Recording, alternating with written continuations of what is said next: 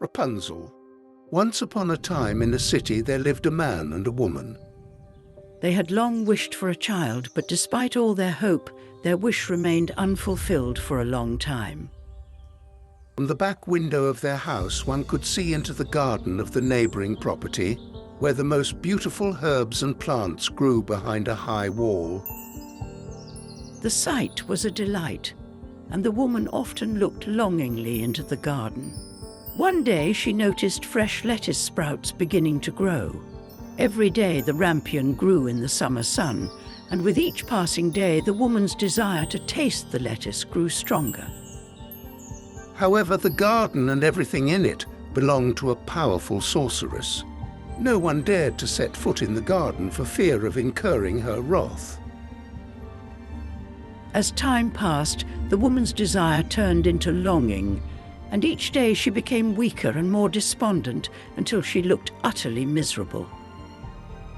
Her husband was alarmed and asked her in concern, "What is wrong, my dear wife?"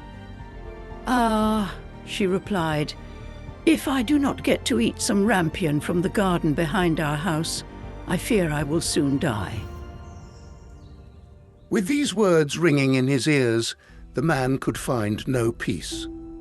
He pondered what to do for a long time and finally decided to climb over the wall at dusk the next evening. When he had done this and stood in the garden, he quickly cut a handful of rampion and hurried back before anyone could see him. Happily and contentedly, he brought the bouquet of rampion to his wife, and she eagerly made a salad from it. She devoured the salad with relish and looked wistfully out the window, for now she had an even greater craving for more. To find peace, her husband had to go into the garden again. And so it happened the next day, at the last light of dusk. Once more the man climbed over the wall, but to his horror the sorceress stood there, who, furious at his intrusion, shouted, "How dare you enter my garden and steal my rampion like a thief?" "Please, show mercy," the terrified man replied. "I only did it out of desperation.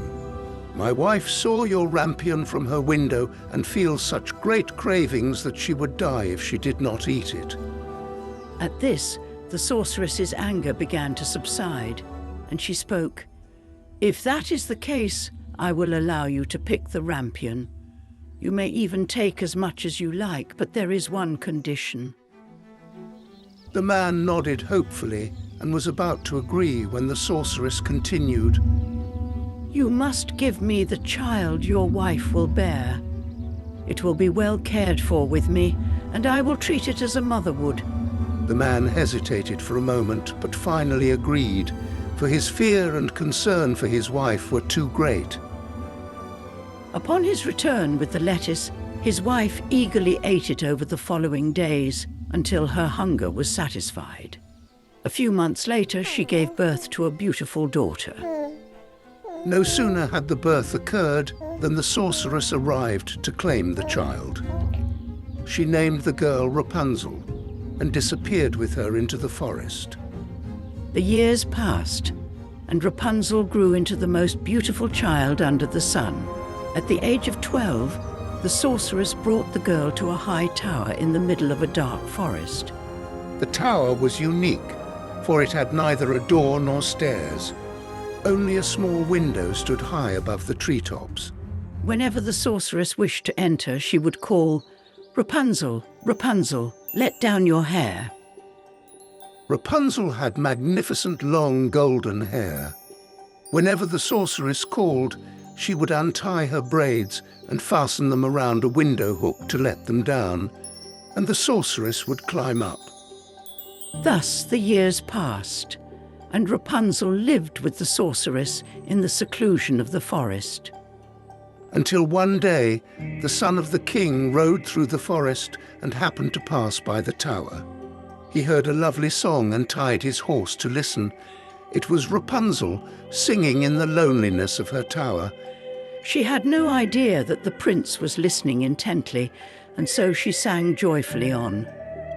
The prince was enchanted by her sweet voice and searched in vain for a door in the tower.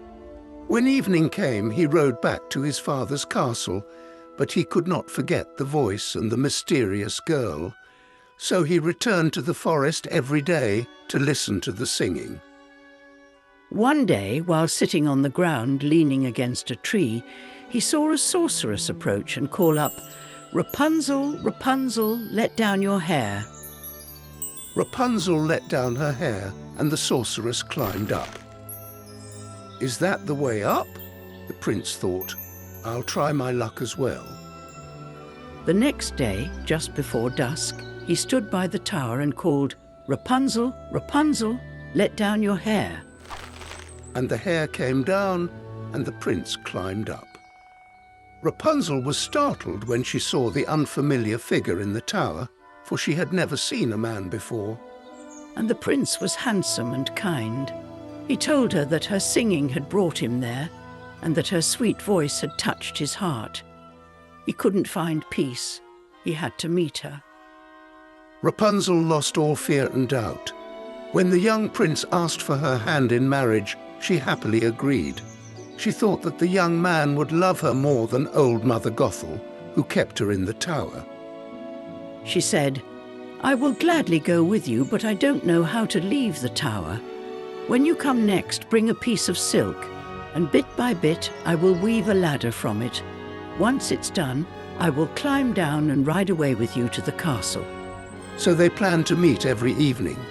The prince brought a piece of silk each time. During the day, the old sorceress came but noticed nothing, until one day, the carefree girl revealed herself by speaking of the prince. "Oh, you wicked child," the sorceress cried angrily. "I thought I had hidden you from the world, and yet you have betrayed me."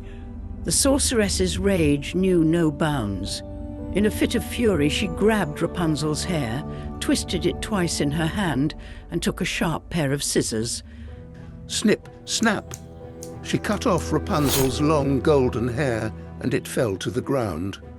As if this wasn't enough, the sorceress took the poor girl to a remote desert, where she had to wander in sorrow and misery under the blazing sun. But even after this cruel act, the woman's anger still burned. She waited in the tower until dusk.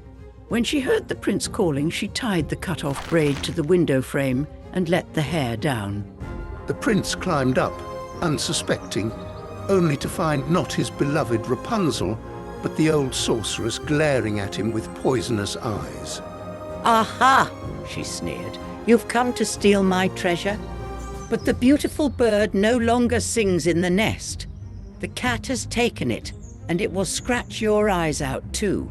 Rapunzel is lost to you. You will never see her again." She rushed at the prince, and together they fell to the ground. The sorceress disappeared, but the poor prince landed in the thorns that grew around the tower. They broke his fall but scratched his eyes, just as the sorceress had foretold. Blind and in pain, the prince wandered aimlessly through the forest. He ate nothing but roots and berries, and his lamentations filled the forest with his sorrowful journey. But it wasn't the pain or the lost sight he mourned the most. His greatest grief was losing his beloved Rapunzel. Year after year, the blind prince wandered. He followed a voice in his heart that led him onward. Until he finally arrived at the desert where Rapunzel had been taken. Rapunzel had given birth to 2 children from the prince, a boy and a girl, with whom she lived in hardship in the barren desert. Yet every evening she sang her children a song, her sweet voice echoing through the arid world around them. When the prince finally came close, he heard the familiar voice. His heart leapt, and he let the singing guide him to Rapunzel. When Rapunzel saw him, she recognized the prince, and with tears of joy, she threw her arms around his neck. 2 of her tears touched his eyes, and suddenly they became clear. And he could see as before. He led Rapunzel and the children back to his kingdom, where they were welcomed with great joy and led to the castle, where they lived happily ever after.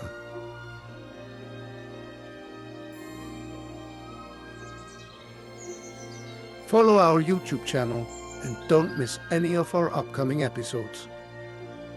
See you soon in the Graphic Kingdom.